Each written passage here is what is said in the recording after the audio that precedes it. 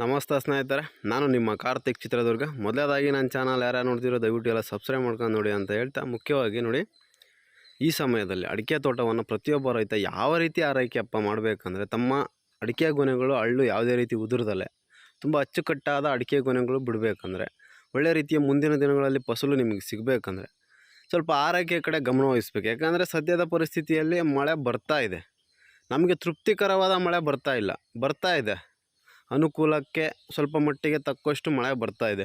ಈ ಸಮಯದಲ್ಲಿ ನಮ್ಮ ತೋಟವನ್ನು ನಾವು ಯಾವ ರೀತಿ ಆರೈಕೆ ಮಾಡಬೇಕು ಅನ್ನೋದು ಪ್ರತಿಯೊಬ್ಬ ರೈತನ ತಲೆಯಲ್ಲಿ ಇರಬೇಕಾಗಿರುತ್ತೆ. ಯಾಕೆ ಅಂದರೆ ಮುಂದಿನ ದಿನಗಳಲ್ಲಿ ಫಸಲು ಚೆನ್ನಾಗಿರಬೇಕಂದ್ರೆ ಕಾರಣ ಇಷ್ಟೇ, ಈ ವರ್ಷ ಮಳೆ ಇಲ್ದಲೆ ಫಸಲು ಆಲ್ರೆಡಿ ಸ್ವಲ್ಪ ಕುಂಠಿತ ಆಗಿದೆ. ಅದರಲ್ಲೂ ಮತ್ತೆ ನಾವೀಗ ಕೆಲವೊಂದು ತಪ್ಪುಗಳನ್ನು ಮಾಡಿ ನಮ್ಮ ತೋಟಕ್ಕೆ ಅಡಿಕೆ ಫಸಲನ್ನು ಕುಂಠಿತ ಮಾಡ್ಕೊಳೋದು ಸೂಕ್ತವಲ್ಲ ಅನ್ನೋದಕ್ಕೋಸ್ಕರ ಈ ವಿಡಿಯೋ ಮಾಹಿತಿಯನ್ನು ಕೊಡ್ತಾ ಇದ್ದೀನಿ. ಮುಖ್ಯವಾಗಿ ರೈತರು ಮಳೆ ಬರೋ ಸಮಯದಲ್ಲಿ ಮಳೆ ಬಂದುಬಿಡ್ತಪ್ಪ ಅಂತ ಹೇಳ್ಬಿಟ್ಟು ಯಾವುದೇ ರೀತಿಯ ಕಲ್ಟಿವೇಟ್ ಮಾಡಿಸ್ಬೇಡಿ. ಕಾರಣ ಇಷ್ಟೇ ನೋಡಿ, ನೆಲ ಆರಿ ಬೆಂಡಾರಿರುತ್ತೆ. ಈ ಸಮಯದಲ್ಲಿ ನೀವು ಹುಲ್ಲು ಅನ್ನೋದೇನಿದೆಯೋ, ಈ ಕಳೆ ಅನ್ನೋದೇನಿದೆಯೋ, ಇದು ರಕ್ಷಾ ಕವಚ ಇದ್ದಂಗೆ ಭೂಮಿಗೆ.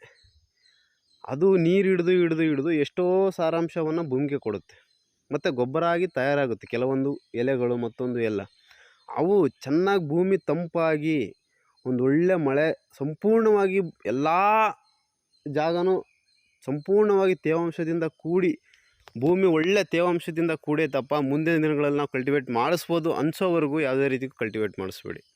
ಬ್ರಷ್ ಕಟಿಂಗ್ ಕೂಡ ಖಂಡಿತವಾಗಿಯೂ ಮಾಡಬೇಡಿ. ಯಾಕೆ ಅಂದರೆ ಹುಲ್ಲಿರಲಿ ಏನೂ ಆಗೋಲ್ಲ, ಕಳೆ ಇದ್ದರೆ ಏನೂ ಆಗೋಲ್ಲ.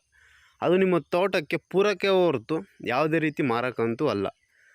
ಯಾಕೆ ಈ ಮಾತುಗಳನ್ನು ಹೇಳ್ತಿದ್ದೀನಿ ಅಂದರೆ, ತುಂಬ ರೈತರು ಏನು ಮಾಡ್ತಾರೆ, ಶಿಕ್ಷಣದ ಕೊರತೆಯಿಂದ ಈ ಕೆಲಸಗಳನ್ನು ಮಾಡ್ತಾರೆ. ಈ ಕೆಲಸಗಳನ್ನು ನೀವು ಮಾಡಿದಾಗ ನಿಮ್ಮ ಹಳ್ಳು ಡ್ರಾಪ್ ಆಗೋದು, ಗೊನೆ ಬತ್ತಿ ಹೋಗೋದು, ಈ ರೀತಿ ಆಗುತ್ತೆ. ಯಾಕೆ ಅಂದರೆ ಸಂಪೂರ್ಣವಾದ ಫಲವತ್ತತೆ ಸಿಕ್ಕಂಥ ಅಡಿಕೆ ಮರ ಅದ್ಭುತವಾದ ಹೊಂಬಾಳೆಗಳನ್ನು, ಅದ್ಭುತವಾದ ಅಡಿಕೆ ಗೊನೆಗಳನ್ನು ಬಿಡುತ್ತೆ. ಈ ವರ್ಷ ಬಿಸಿಲು ಜಾಸ್ತಿ ಆಗಿರೋದ್ರಿಂದ ಅರ್ಧಂಬರ್ಧ ನೀರಿನ ಪೂರೈಕೆ, ಅರ್ಧಂಬರ್ಧ ಪೋಷಕಾಂಶದ ಪೂರೈಕೆ ಇರೋದ್ರಿಂದ ಸ್ವಲ್ಪ ನಾವು ಟ್ರೀಟ್ಮೆಂಟ್ನ ಚೆನ್ನಾಗಿ ಮಾಡಬೇಕಾಗುತ್ತೆ ನಮ್ಮ ಅಡಿಕೆ ಮರಗಳಿಗೆ. ಆಗ ಇರ್ತಕ್ಕಂಥ ಹೊಂಬಾಳೆಗಳು ಒಳ್ಳೆಯ ರೀತಿಯ ಅಡಿಕೆ ಗೊನೆಗಳನ್ನು ಬಿಡ್ತವೆ. ಇದ್ರ ಕಡೆ ಮುಖ್ಯವಾಗಿ ರೈತರು ಗಮನ ವಹಿಸಬೇಕಾಗಿರುತ್ತೆ. ನಂತರ ನೀವು ಮಾಡಬೇಕಾಗಿರೋ ವಿಚಾರ ಏನಪ್ಪ ಅಂದರೆ, ಈ ಸಮಯದಲ್ಲಿ ನೋಡಿ, ಸಾಧ್ಯವಾದಷ್ಟು ಎಲ್ಲ ರೈತರು ಮಳೆ ಸ್ವಲ್ಪ ಚೆನ್ನಾಗಿ ಬರೋದಕ್ಕೆ ಸ್ಟಾರ್ಟ್ ಆಗ್ತಾ ಇದೆ, ನೀವು ಗೊಬ್ಬರದ ಪೂರೈಕೆಯನ್ನು ಖಂಡಿತವಾಗಿಯೂ ಮಾಡ್ಬೋದು. ಯಾವುದೇ ರೀತಿ ಗೊಬ್ಬರ ಆಗಿರ್ಬೋದು, ಅದರಲ್ಲೂ ಕೊಟ್ಟಿಗೆ ಗೊಬ್ಬರ ಕೊಟ್ಟರೆ ತುಂಬ ಒಳ್ಳೆಯದು. ಈ ಕೊಟ್ಟಿಗೆ ಗೊಬ್ಬರ ಕೊಡೋದ್ರಿಂದ ತುಂಬ ರೀತಿಯ ಅನುಕೂಲಗಳಿದೆ. ಅಡಿಕೆ ಮರಗಳು ಯಾವುದೇ ರೋಗಗಳಿಗೆ ಬೀಳಲ್ಲ. ಮತ್ತು ಇನ್ನೊಂದು ಏನಪ್ಪ ಅಂದರೆ, ಒಳ್ಳೆ ರೀತಿಯ ಫಸಲು ಹೆಂಗೆ ಕೂತ್ಕೊಳ್ಳುತ್ತೆ ಅಂದರೆ, ಈಗಿರ್ತಕ್ಕಂಥ ಎಲ್ಲ ಅಡಿಕೆ ಗೊನೆಗಳು ಅದ್ಭುತವಾಗಿ ಕೂತ್ಕೊಳ್ಳೋದಕ್ಕೆ ಸಾಧ್ಯ ಆಗುತ್ತೆ. ನಂತರ ಯಾವುದೇ ರೀತಿಯ ಕಳೆನಾಶಕಗಳನ್ನು ತಮ್ಮ ತೋಟಗಳಿಗೆ ಹೊಡಿಬೇಡಿ. ಕಾರಣ ಇಷ್ಟೇ, ನೀವು ಕಳೆನಾಶಕ ಕೊಲ್ಲುವಿಕೆಯನ್ನು ತರುತ್ತೆ ಹೊರತು ಯಾವತ್ತು ಸಮೃದ್ಧವಾದ ಬೆಳವಣಿಗೆಯನ್ನು ತರೋದಿಲ್ಲ. ನೀವಿರ್ತಕ್ಕಂಥ ಕಳೆಯನ್ನು ನೀವು ನಾಶ ಮಾಡೋದಕ್ಕೋಗಿ ನಿಮ್ಮ ತೋಟವನ್ನು ಎಷ್ಟೋ ಹಾಳು ಮಾಡ್ಕೊತೀರ, ನಂತರ ಫಲವತ್ತತೆಯನ್ನು ಹಾಳು ಮಾಡ್ಕೊತೀರ, ಭೂಮಿಯನ್ನು ಹಾಳು ಮಾಡ್ತೀರ. ಈ ರೀತಿ ಹಾಳು ಮಾಡೋದ್ರಿಂದ ಮುಂದಿನ ದಿನಗಳಲ್ಲಿ ನಿಮ್ಮ ಅಡಿಕೆ ಮರಗಳು ರೋಗಗಳಿಗೆ ಬೀಳ್ತವೆ.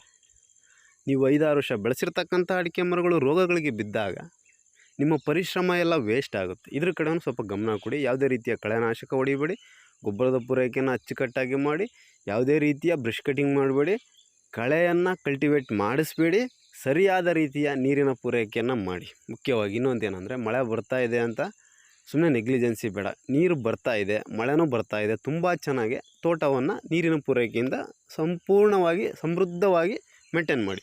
ಆಗ ಏನಾಗುತ್ತೆ ಅಂದರೆ, ತುಂಬ ಚೆನ್ನಾಗಿ ಅಡಿಕೆ ಮರಗಳು ಪಿಕಪ್ ಆಗ್ತವೆ, ರಿಕವರಿ ಆಗ್ತವೆ, ತುಂಬ ಚೆನ್ನಾಗಿ ಗೊನೆಗಳು ಹಿಡಿತವೆ. ಈ ಎಲ್ಲ ಕೆಲಸಗಳನ್ನು ಪ್ರತಿಯೊಬ್ಬ ರೈತನು ಮಾಡಬೇಕು. ಯಾಕೆ ಅಂದರೆ ಈ ಕೆಲಸಗಳನ್ನು ಮಾಡೋದ್ರಿಂದ ಮಾತ್ರ ನಮ್ಮ ಅಡಿಕೆ ಮರಗಳು ತುಂಬ ಒಳ್ಳೆಯ ರೀತಿಯ ಗೊನೆಗಳು, ಅಡಿಕೆ ಫಸಲುಗಳು ಸಿಗೋದು. ಈ ರೀತಿ ಎಲ್ಲ ಸಿಗೋದ್ರಿಂದನೇ ಮುಂದಿನ ದಿನಗಳಲ್ಲಿ ನಮಗೆ ಒಳ್ಳೆಯ ರೀತಿಯ ಲಾಭಗಳು ಬರೋದು. ಈ ಎಲ್ಲ ವಿಚಾರಗಳನ್ನು ಪ್ರತಿಯೊಬ್ಬ ರೈತ ತಮ್ಮ ತಲೆಯಲ್ಲಿ ಇಟ್ಕೊಂಡು ಕೆಲಸ ಮಾಡಬೇಕು. ನೋಡಿ, ಮುಖ್ಯವಾಗಿ ಶ್ರಮವಹಿಸಿ ಶ್ರದ್ಧೆ ವಹಿಸಿ ನೀವು ಈ ಹೇಳಿರ್ತಕ್ಕಂಥ ಕೆಲಸಗಳನ್ನು ಮಾಡಿದರೆ ಮುಂದಿನ ದಿನಗಳಲ್ಲಿ ಒಳ್ಳೆಯ ಲಾಭಾಂಶವನ್ನು ತೆಗಿತೀರ.